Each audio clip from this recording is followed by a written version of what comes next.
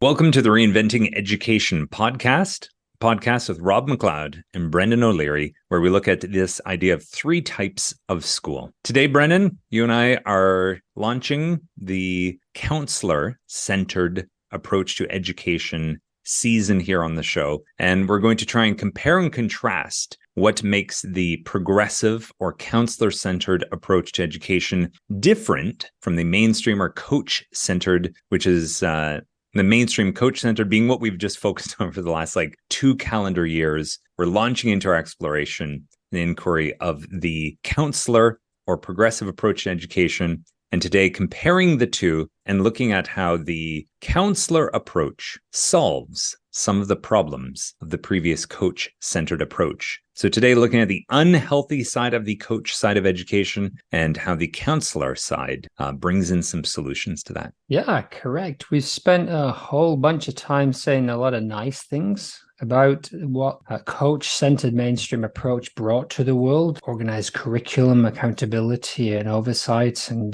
differentiation, and great things such as this. But along the way, we've also pointed out many of what we call bathwaters, many of the things that don't necessarily sit right with consideration in this kind of approach, the model. And so kind of the next model along becomes this counselor-centered progressive approach. So yeah, let's have a look at some of the drawbacks of the coach-centered model and how the counselor-centered approach aims to fix some of these. These would be what we call the babies, the good things about the progressive counselor-centered approach. Of course, it will bring its own bathwater, its own issues. Every system, every model will. However, let us begin. And so one of the things that we've criticized, or that people see as a drawback of the coach-centered approach, is sometimes the responsibility or the accountability for the development and growth of students, particularly when you look at achievement in terms of test scores and credentials.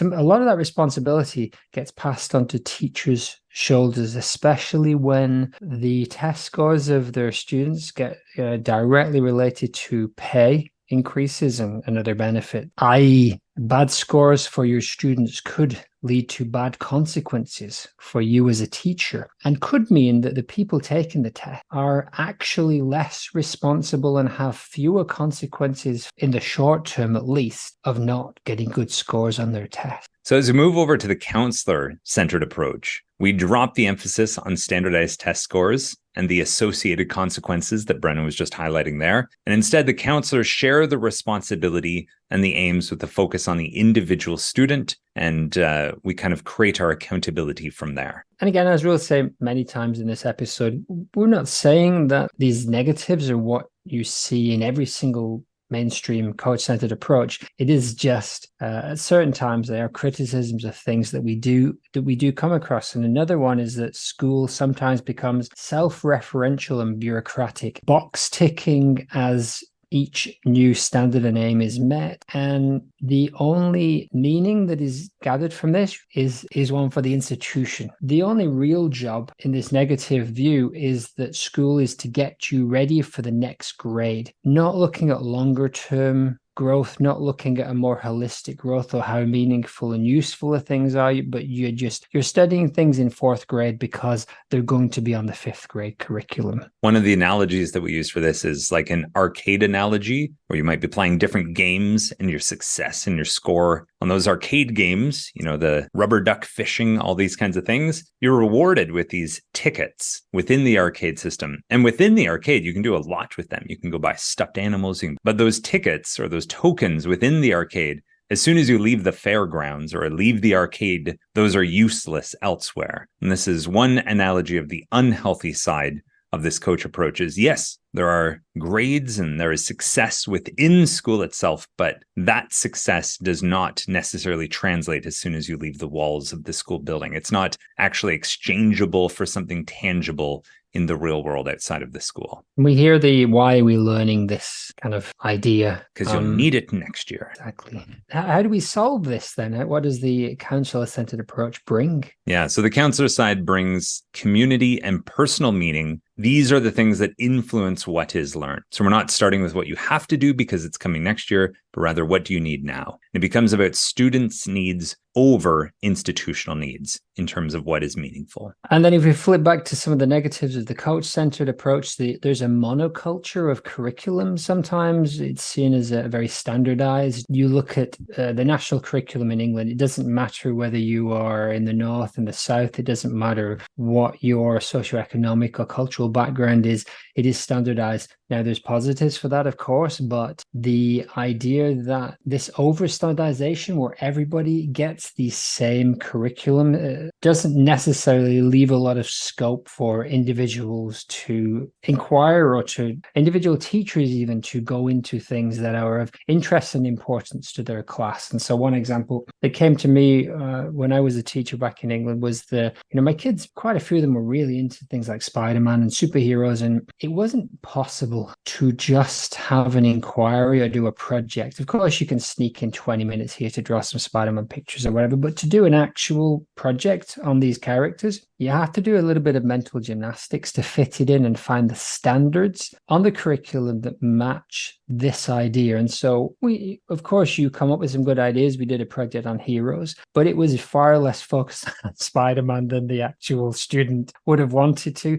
For better or worse, we can get into the pros and cons of that. But the fact is that I did have to do that. I had to go and find curriculum standards that matched to the things that the students were interested in rather than the other way around. So if we switch over now to the counselor approach, what does it bring that kind of solves this problem, the monoculture of curriculum? That actually brings, you could argue, like a biodiversity of curriculum. It's like living, it's coming from the individuals who are involved and brings about a lot of diversity. So it moves beyond this idea of standardization and rather moves towards community needs over pre-written curriculum needs or institutional needs. With the coach approach, it's kind of like you need to fit your interests and learning, into the box of the curriculum. Whereas the counselor approach says, no, we start with the people and what do these people need, and we'll work out from there. So of course, we're bringing in student voice, we're bringing in student agency in terms of their consent and their input and their willingness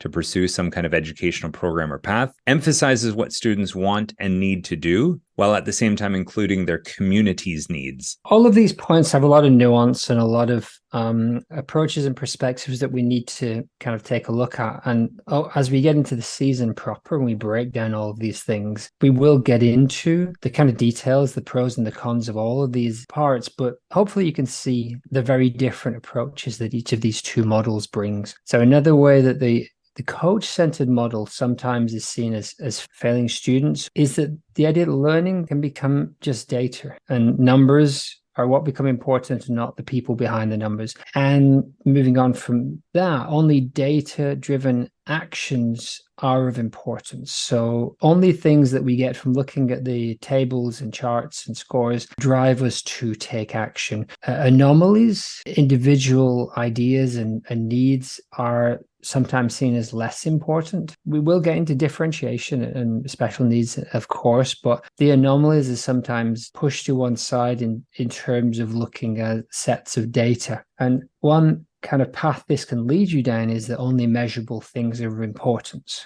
And that affects what we do, especially standardized test scores, but pretty much in a data-driven system, it becomes reductionist. And so only things that we can measure are of importance. But there's a lot of things out there in the world that are more abstract and much more difficult to find out how to measure them: purpose, meaning, personal, holistic growth, the success of the things you are doing now and in the future. Far, far more difficult to measure. So we fall back into easy answers, data, standardized test scores. Yeah. Looking from this coach approach, we have this system, we have this curriculum, we have these models, we have our ways of measuring our success, and we bring the students into it and they have to conform to it. Whereas with the counselor approach, the individual as a unique person is considered, and you don't have to conform to us. In fact, anomalies are not inconvenient. Rather, anomalies are welcome and embraced. You don't have to shave off parts of yourself or over-magnify parts of yourself to fit into this approach. And it moves beyond numerical assessment and ranking into purpose and reflecting on what is important. This is an ongoing reflection and something that's assessed holistically, not in some kind of reductionist way, by taking into account as many aspects as possible, focusing on meaning and purpose. Yeah, and a lot of the things we talked about in the Illich episode touches on this idea particularly of measuring growth. It's a really interesting topic, and we will definitely be coming back to it a lot during this season. If we flip back over to the coach-centered approach, again, a deficit can be seen as that although feedback might be given to students, often in grades and test scores, but sometimes more specific. There are feedback sessions within this model, but it is mostly given from the coach, teacher, directly to the student. Whereas in the counselor side, you've got this counselor relationship happening, and feedback is specific to the individual needs and comes much more in terms of a balance between the student themselves giving their own feedback and reflecting on things, as well as the teachers. So it's kind of like co-created feedback on these co-created goals. Back in the coach-centered approach, criticism can be that a focus on only a small set of institutionally chosen goals, sometimes directed by policy, government policy, or local education aims,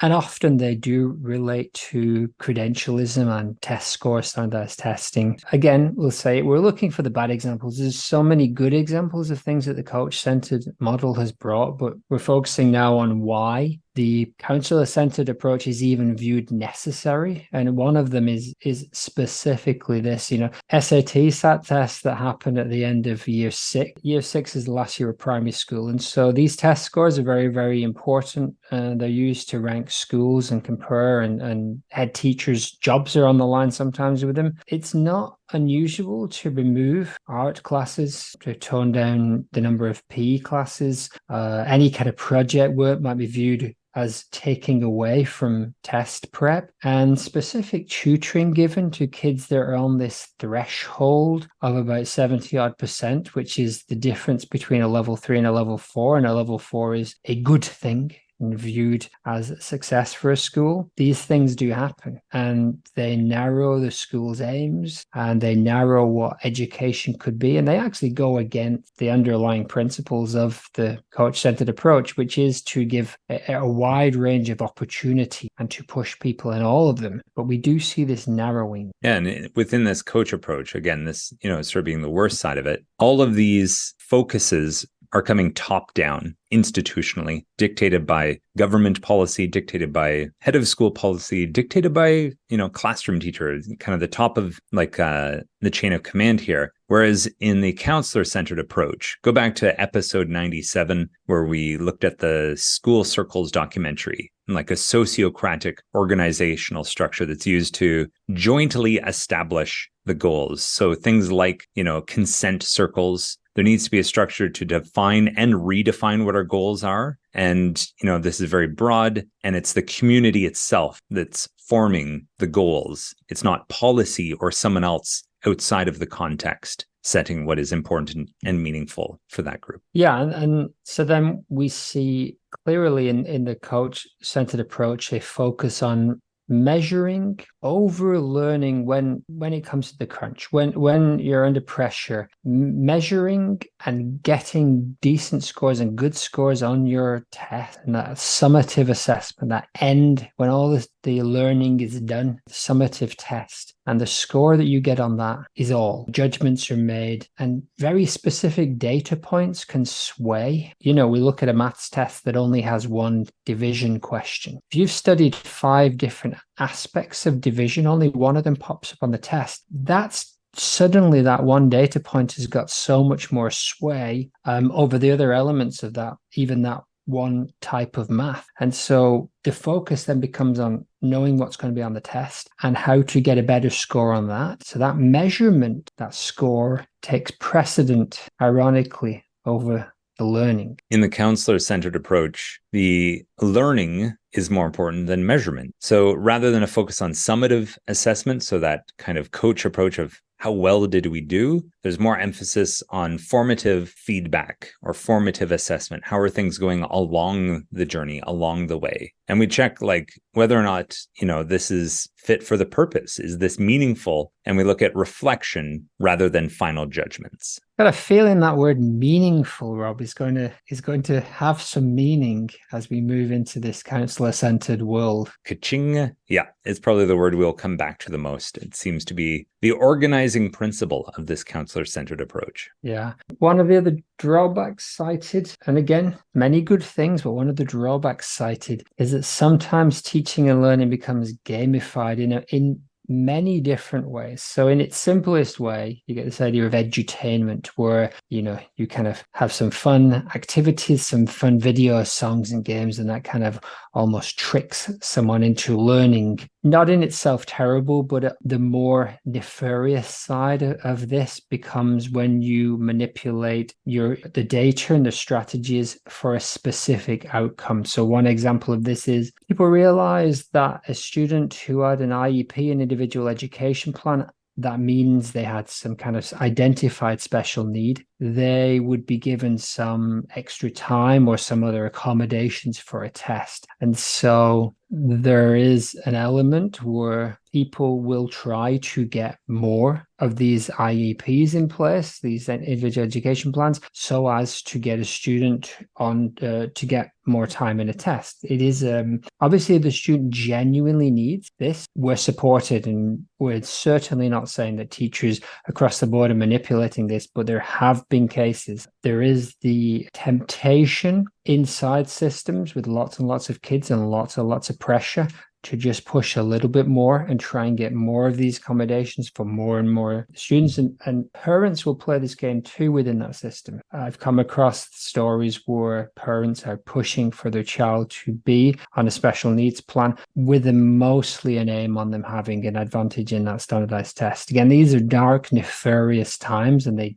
don't happen very often, but they are part of this system. Similarly, with standardized and even non-standardized tests, teachers who will, within the game of the exam, try to raise scores. Now, in its simplest way, that just means test prep. So if you walk in cold and you read a test, you are not going to do as well as somebody who knows the format of the questions. Is it cheating? No. Is it going to get you a better score on the test? Yes. Okay, so we're in a little bit of a gray area here for sure. And then things like teachers having multiplication tables on the walls. There are stipulations that you have to take things like that down. And certainly in high standardized tests, external, but there's a lot of internal testing that happens where people might be tempted just to leave certain things up, or to give a preparation test the day before or the week before that looks very similar to the actual test, or just cough and touch a paper if a student hasn't got a question right. These are all strategies and tactics on the darker side. Certainly, again, not saying this is something that any teacher would do, but I have certainly heard that on the coach-centered side. If we switch over to the counselor side, simply put, they just have no need for all of these quote unquote games. Strategies just need to be honest. You're not dealing with anyone's agenda other than your own. So there's nothing to try and get ahead on here with any kind of conning within that spectrum that you were just describing there, Brendan. Yeah.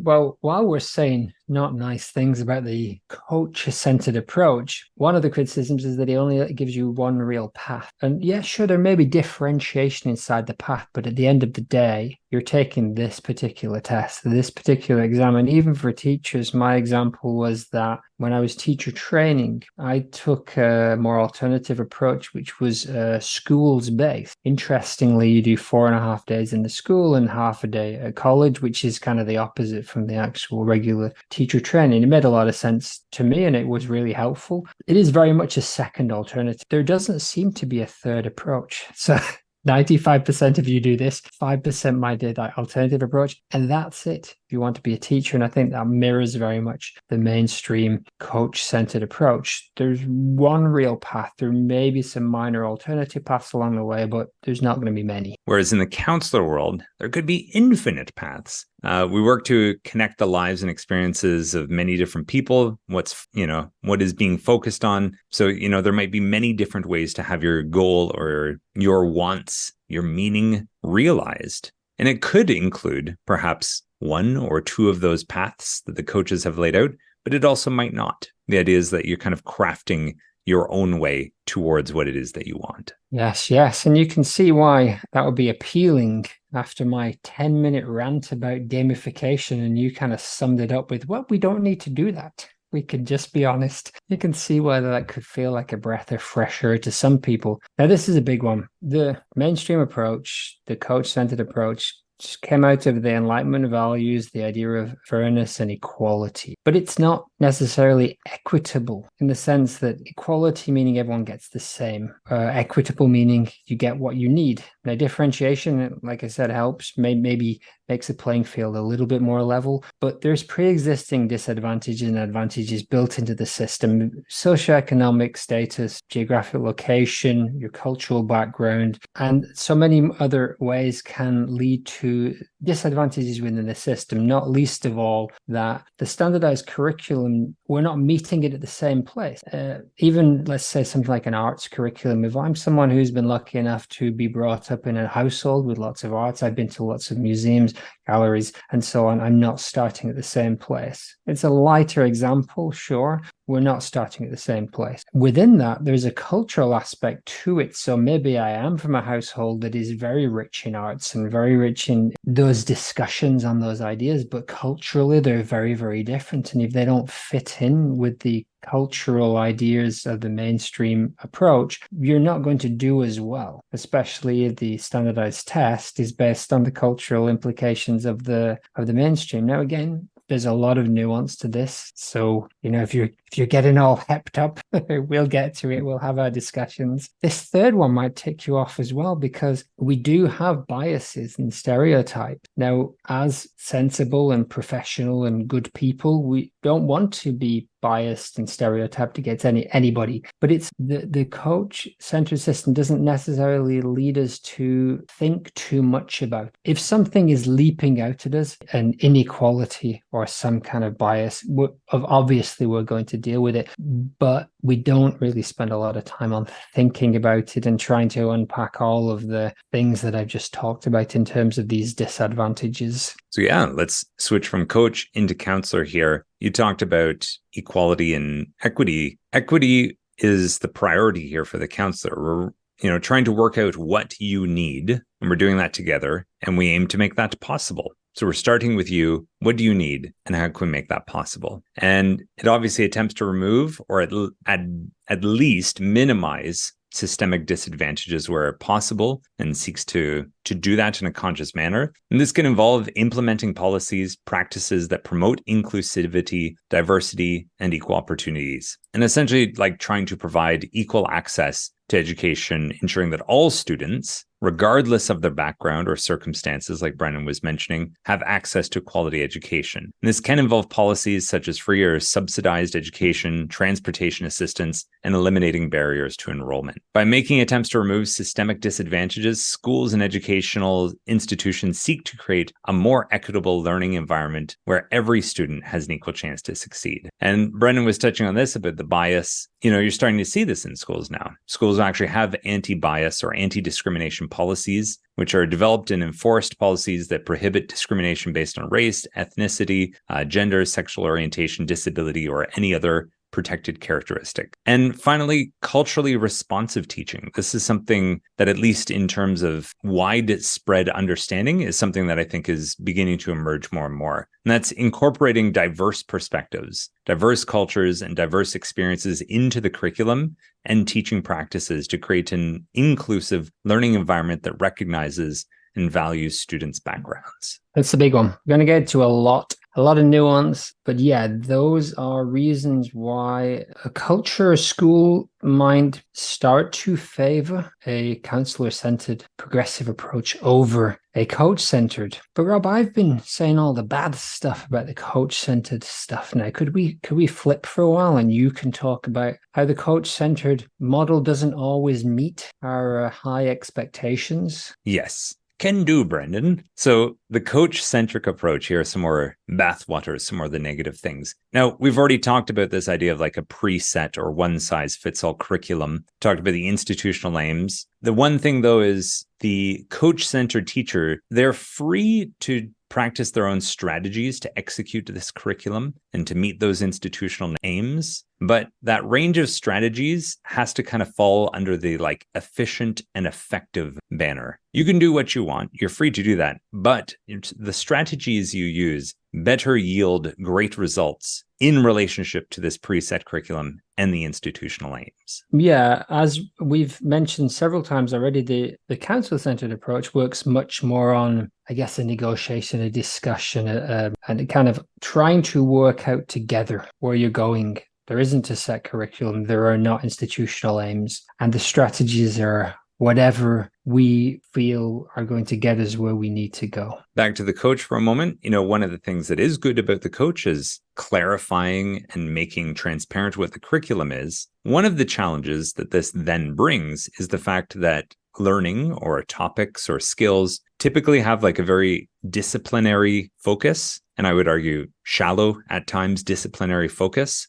For example, there might be a science or a history expectation that asks you, demonstrate your learning through an essay to explain, the factors that led up to World War II, for example. Well, that gets sectioned off as a history expectation, when in reality, it should also be an English expectation because, we're crafting like the essays here. And then you get into these blurry lines of like, okay, well, it's actually communication. And this is where I think the counselor approach steps in. So yes, shallow disciplinary focus. Perhaps the connections between ideas or points are not explicitly made to students, might be in there in the curriculum itself as a document, but what gets translated to students, it might seem like all the things we're learning are in very isolated pockets and only relevant to history, only relevant to geography, only relevant to math, etc. Yeah, and that's dictated very much by the curriculum. And there's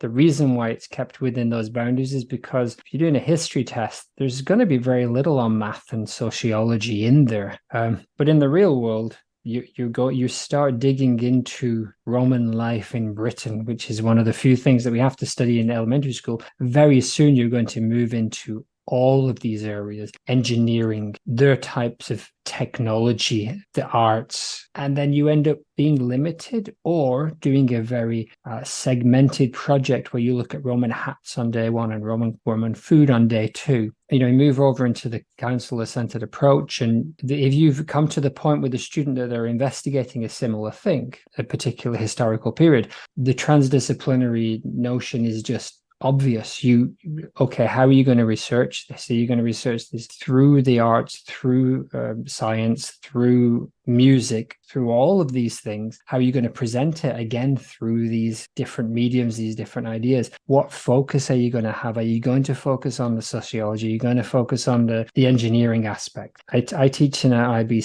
International Baccalaureate primary school, and we have these units of inquiry, and they aim to be transdisciplinary. It's tricky. It's a lot easier to compartmentalize those things, but the aim is to open up as broad as possible that investigation across different subjects. And if you are going to use disciplinary skills, you're going to use the broad skills that are needed for that particular part of the inquiry, not the one that is listed on your curriculum document. Yeah, and I think for this next one, we should really try and juxtapose the how of both of those. So with the coach-centered approach, you're getting an emphasis on direct instruction.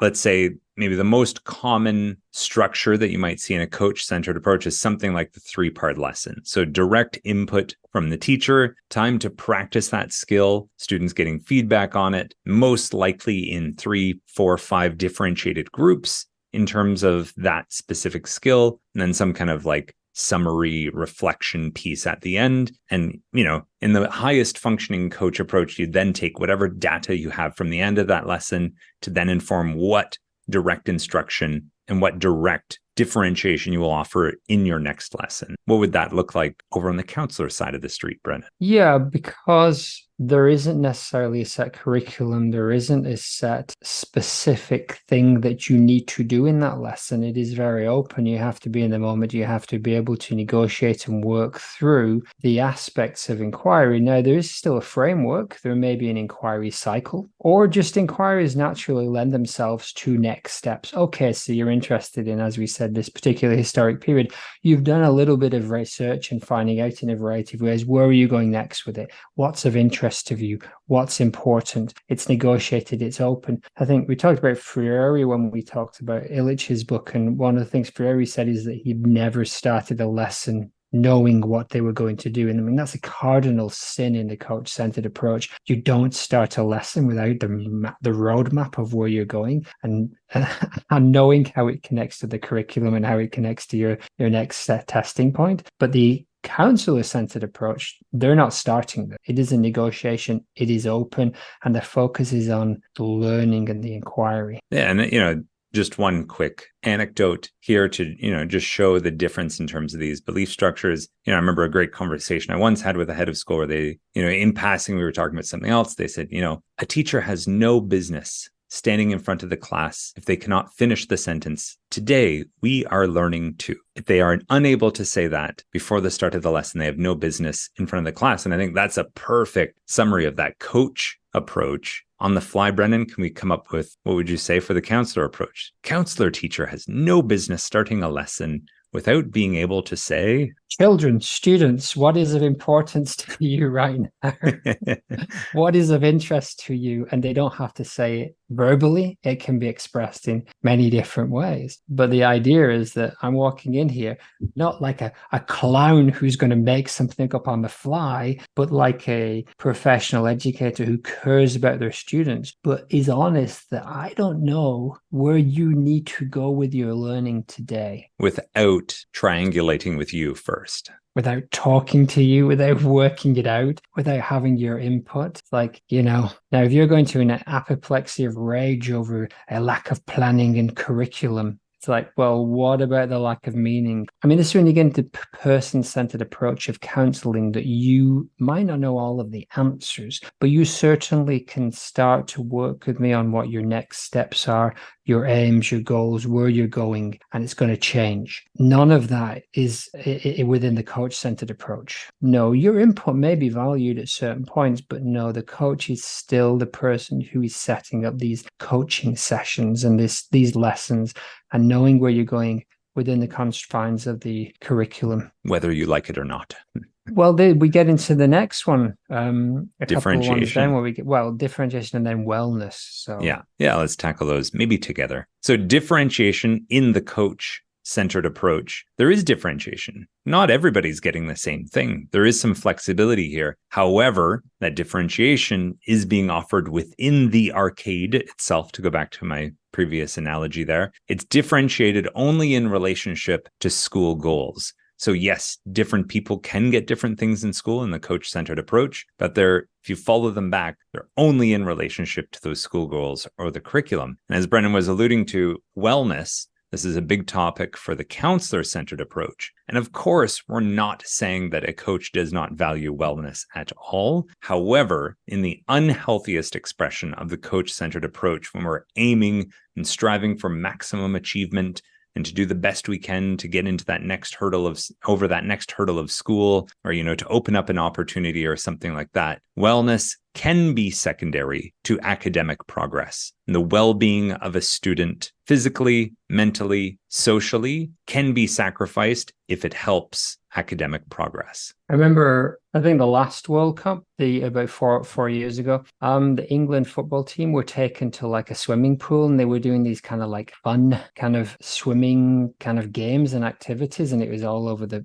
media. And they had I think they had a wellness expert hired. It was the first time they kind of gone down this route, and people were torn. I mean, there wasn't many people saying like, this is ridiculous. Why are they doing this? I think we can see the value in these professionals in a stressful situation, letting off a bit of steam, having a bit of fun, and still maybe having some skills. It doesn't take away from them being able to do their actual job. And they did pretty well in the competition. This wellness thing, again, like you said, it is valued in the coach approach, but we're looking at the dark side, the bad side of that approach. And in those kind of aspects, it's not. Your wellness can be far, far secondary to your academic progress. If you fall off that track and you're not getting good scores, the aim is to get you back on that track and get you good scores rather than digging into the reasons why, especially if that could potentially derail your entire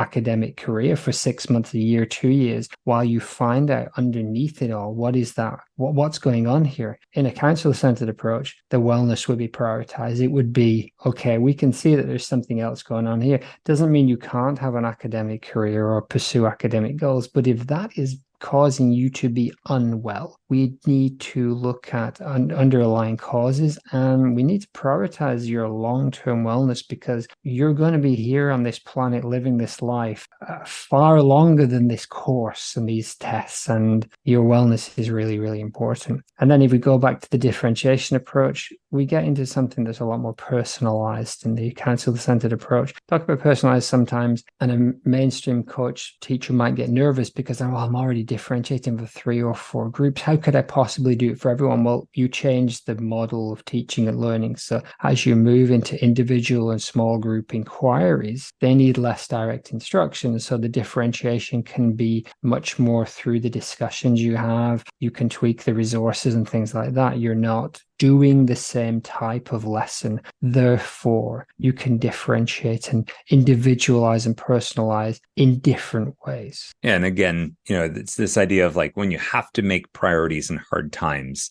these are where we see the differences. And when push comes to shove in the coach approach, only elements of your personal abilities, your personality, your character, only those that are important in relationship to success on the curriculum or success on standardized tests are the thing that matter. You can play some obscure instrument like the theremin. You could be the greatest theremin on the face of the planet, and that's not going to translate into any other acknowledgement, recognition, or success within this kind of arcade of school. So it's a very narrow definition of development that is valued in terms of what is needed and welcomed or even rewarded within school. Yeah, we come up to one of the purposes of school of self-development, and it's how that's defined. And so often coach-centered schools will have mission statements that say the child's development is the most important thing, and they're going to be all they can be. The unspoken part is, but within our framework, within our rules, within our curriculum. Whereas the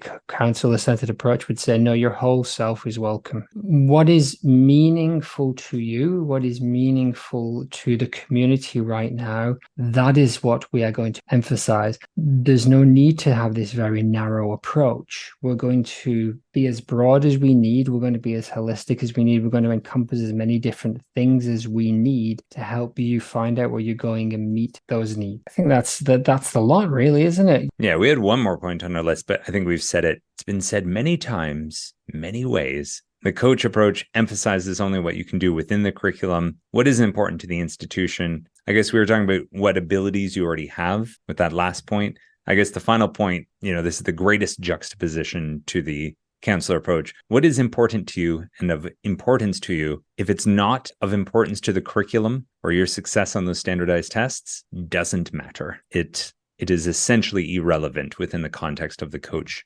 approach school. Yeah, and I think when we looked at the circle schools and unschooling and all of the people that have moved away from the coach-centered approach, and to an extent the school that I work in with the inquiry-based approach, it is giving the school more emphasis on what is meaningful to the community and the individual at this moment. Going forward, short-term, long-term goals, it puts the individual within the community back as the most important thing. The reason for being here in this classroom is because this student is going to grow in their own way, and that will benefit us, local, global communities. The argument will be made from the coach-centered, and that's what we're doing, but it certainly jumps out at you a lot more if you're explicitly doing it in a progressive, counsellor-centered approach where that is the main thing you are doing. So there we have it. Comparison between the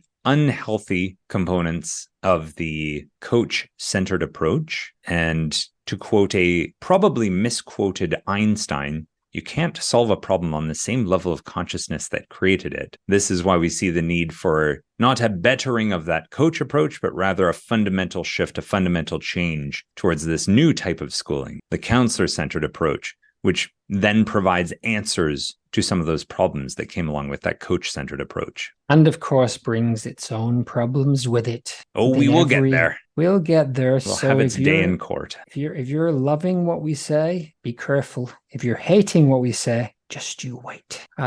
So yeah, any thoughts and opinions on that from any of you out there, please send them our way. And we're going to take ourselves a summer break. Robert, I hope you have a good one. Thank you, Brennan. Bye.